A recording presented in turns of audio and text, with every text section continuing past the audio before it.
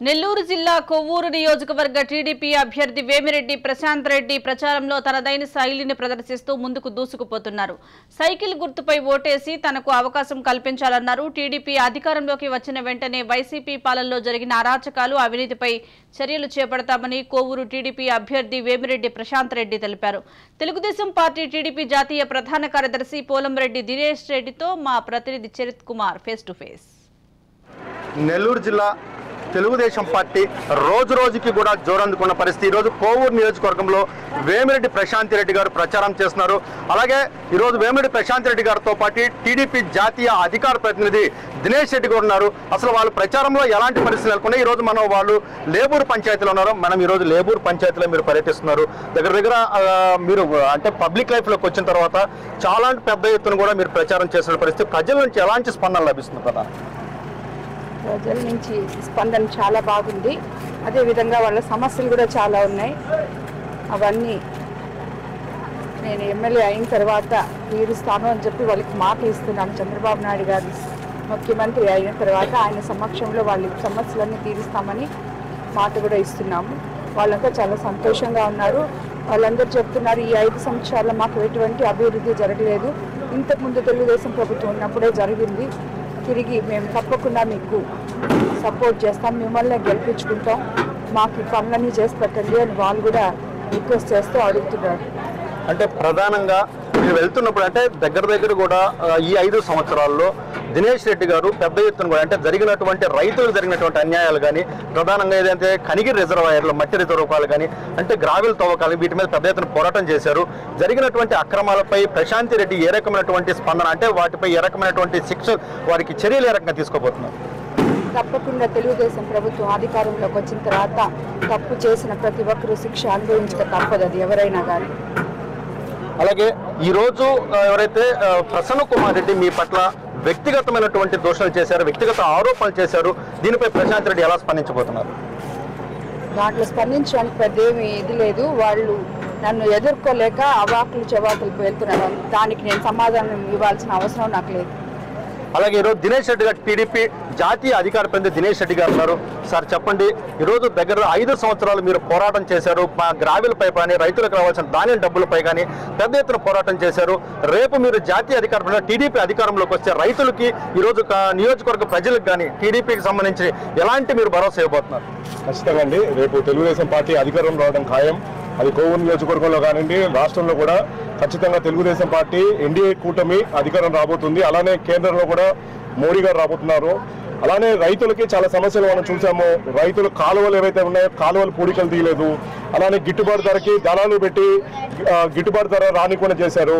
వాళ్ళ ఇవన్నీ కూడా ఖచ్చితంగా రేపు తెలుగుదేశం పార్టీ వచ్చినప్పుడు రైతులకు ఏ విధంగా అయితే గతంలో మనం ప్రోత్సాహం అందించామో ఆ విధంగానే ప్రోత్సాహం అందిస్తాం. అలానే నియోజకవర్గంలో రోడ్లన్నీ కూడా దుస్థితిగా ఉన్నాయి. అలానే మనకి చాలా డ్రైనేజ్ సమస్యలు ఉన్నాయి, దోమల సమస్యలు ఉన్నాయి. అన్ని సమస్యలు ఖచ్చితంగా రేపు మన తెలుగుదేశం పార్టీ ఎమ్మెల్యేగా వేమిరెడ్డి ప్రశాంత్ రెడ్డి గారు గెలిచిన తర్వాత కోవూరు నియోజకవర్గం సమస్యలే కాదు, నెల్లూరు జిల్లా సమస్య కాదు, ఆంధ్ర రాష్ట్రం ఉన్న సమస్యలు అన్ని కూడా ఖచ్చితంగా నారా చంద్రబాబు గారు అలానే అక్కడ ఉన్న ఎమ్మెల్యేలు ఖచ్చితంగా తీరుస్తారని చెప్పి నాకైతే భరోసా ఉంది.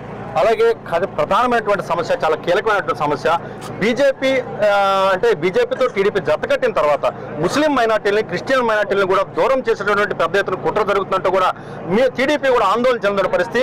మీరు ముస్లిం మైనార్టీలకి, క్రిస్టియన్ మైనార్టీకి ఎలాంటి భరోసా ఇవ్వబోతున్నారు? అసలు దాంట్లో ఆందోళన చెందాల్సిన అవసరమే లేదు. 2014లో సేమ్ ఇప్పుడు ఏదైతే కూటమి ఉందో అదే కూటమి మీద గతంలో కూడా తెలుగుదేశం పార్టీ రావడం జరిగింది. తెలుగుదేశం పార్టీ కానివ్వండి, జనసేన కానివ్వండి, బీజేపీతో కలిపి ఆ రోజున మేము వచ్చాము, ప్రభుత్వాన్ని కూడా ఏర్పాటు చేశాము. ఆ 5 ఏళ్లలో ఏ ముస్లింకైనా అన్యాయం జరిగిందా, ఏ క్రిస్టియన్కైనా అన్యాయం జరిగిందా? అందరూ కూడా సమానంగా వాళ్ళకి రావాల్సిన అన్ని కూడా వచ్చాయి. అప్పుడు మేము చాలా ప్రామిసెస్ చేయలేదు. ముస్లింస్కి మేము తోఫా ఇస్తామని చెప్పలేదు, అలానే దులాన్ పథకం ఇస్తామని చెప్పలేదు. కానీ ఎన్నో పథకాలు వాళ్ళకి అందించాము. ముస్లింస్ కానివ్వండి, క్రిస్టియన్స్ కానివ్వండి, అన్ని ఎవరు కూడా అధైర్యపడాల్సిన అవసరం లేదు. ఖచ్చితంగా ఏదైతే గతంలో 2014 కూటమి ఏదైతే ఉందో ఏ విధంగా అయితే పరిపాలన ఆ రోజు నారా చంద్రబాబు గారు అందించారో అదే పరిపాలన మళ్ళీ కూడా అందిస్తాము.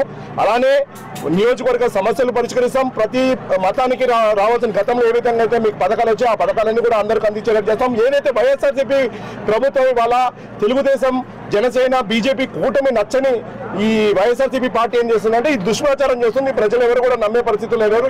ఈ కూటమి గతంలో కూడా చూశారు. ఆ రోజున ఏ విధంగా అయితే పరిపాలన అందించామో అదే విధంగా ముందు కూడా కొనసాగుతాం. ఖచ్చితంగా రేపు కూటమి గెలుస్తుంది. వచ్చిన తర్వాత కూడా అదే విధంగా ముందుకు సాగుతాం.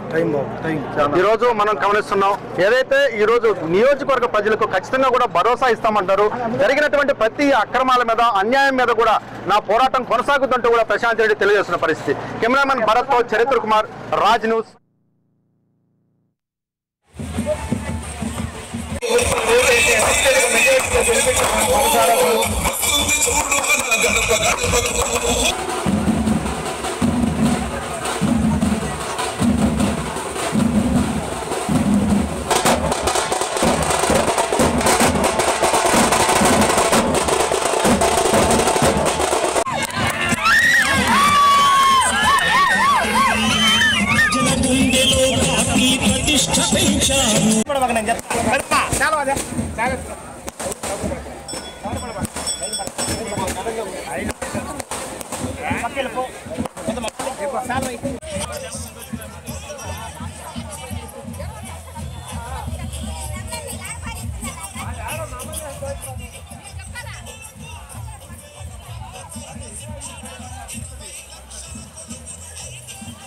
వాళ్ళు మళ్ళీ రావాలని చెప్పి మనసారా కోరుకుంటూ మన దేవూరు గ్రామం నుంచి అత్యధిక మెజార్టీతో సైకిల్ గుర్తుపై ఓటేసి గెలిపించాలని మనసారా